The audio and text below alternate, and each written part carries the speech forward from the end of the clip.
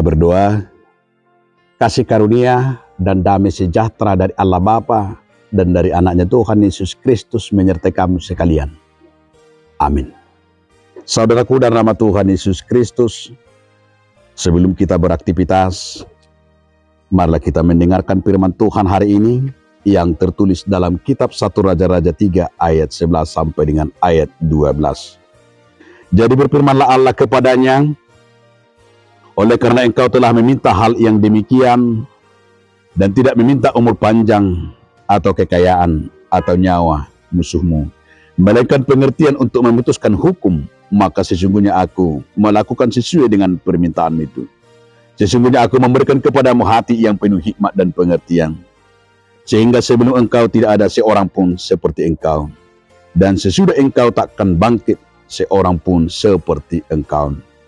Jadi nade pertama tu ibanan ala nasongoni dipanggil ami, jaladang dipanggil ho gancang ni umur, jaladang dipanggil ho hamoraun, jaladang dipanggil ho hosa ni akamusum, roh hado tahe dipanggil ho asa tumibang uhum, idama bahinok kumaho bartu hatam, idama lehonok kumatuho roh hanabisuk jalan apatas, asa unang anong tulus sunho, siyan narubi akanang salpui nang natubu muse. Demikian firman Tuhan. Saudaraku, judul renungan kita hari ini, hidup berhikmat. Ada orang Batak berkata, patukang nguluan tuis hamagoan. Itu adalah salah satu juga hikmat bagi orang Batak. Dan hikmat yang paling luar biasa bagi orang Batak adalah marbisuk. Taludo hamalo di babisuk. Karena itu hikmat salah satu adalah yang bersumber dari Tuhan. Dan ini yang kita lihat dalam nats kita hari ini. Salomo diberikan oleh Tuhan permintaan. Apa yang dia minta. Tapi sungguh-sungguh luar biasa saudaraku. Tuhan memberikan berkat yang luar biasa. Dia tawarkan umur panjang. Dia tawarkan harta. Dia tawarkan semuanya. Tetapi sungguh luar biasa dari hidup Salomo, ternyata yang dia terima adalah hikmat. Karena hikmatlah salah satunya menjadi sumber segala kekuatan dan berkat bagi kita. Orang yang berhikmat dapat akan mengatasi segala krisis. Orang yang berhikmat dapat mengatasi kemiskinan. Orang yang berhikmat dapat mengatasi segala persoalan dan kemulut. Orang kaya belum tentu. Orang pintar juga belum tentu.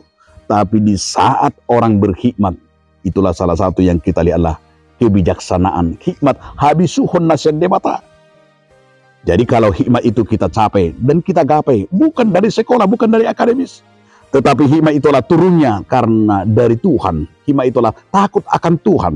Sehingga orang yang takut akan Tuhan adalah orang-orang yang berhikmat. Maka hikmat itu yang diterima oleh Salomo. Maka dalam segala perkara apapun sungguh luar biasa dia memberikan jawaban dan solusi terhadap semua kemelut krisis yang multidimensi yang dihadapi. Karena dia tahu segala sesuatu bersumber dari Tuhan. Dan dia tahu hikmat itulah salah satunya menjadi kunci kesuksesan dan keberhasilan seseorang. Maka mintalah hikmat dari Tuhan. Hanya orang-orang yang berhikmat dapat mengatasi segala kemelut. Dan hanya orang-orang yang berhikmat dapat menikmati dalam rangkaian hidupnya. Mari kita belajar seperti Salomo. Salomo yang memiliki hikmat dari Tuhan. Karena dia adalah orang yang betul-betul tulus dan meminta. Dan sadar takut akan Tuhan adalah permulaan hikmat dan permulaan berkat dalam hidupnya. Karena itu saudaraku, milikilah hati yang berhikmat. Terimalah hikmat dari Tuhan. Karena yakin dan percayalah, karena hikmat Tuhanlah yang dapat memberikan dirinya sebagai terang Kristus dan dapat mengatasi segala kemelut hidupnya. Selamat menikmati hidup berhikmat. Amin. Terima kasih Tuhan atas firman-Mu yang telah mengingatkan kami agar kami hidup dalam hikmat-Mu. Amin.